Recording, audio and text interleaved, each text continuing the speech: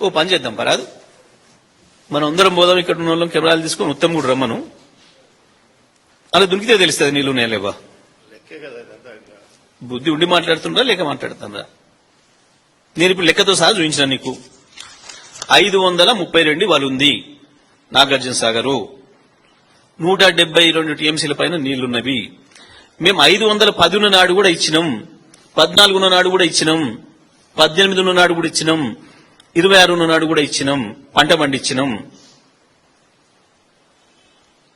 ఇది ఒకవైపు. నీ పోతిరెడ్డి పాడు నుంచి తీసుకుపోతుంది అక్రమం, దాన్ని బంద్ చేయమని చెప్పి అడుగుతున్నాం. ప్రభుత్వం ఇంతవరకు కూడా కనీసం దాని మీద ఒక మాట మాట్లాడలే.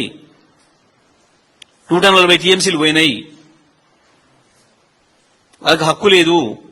కేవలం నాగార్జున సాగర్ గేట్లు ఎత్తిన తర్వాత మాత్రమే పోతిరెడ్డిపాడు గేట్లు తీయాలి. ఉత్తమ్ కుమార్కి ఈ మాట చెప్పండి, ఒకసారి ఇది ఇచ్చి జ్ఞానం తెచ్చుకోమని చెప్పండి.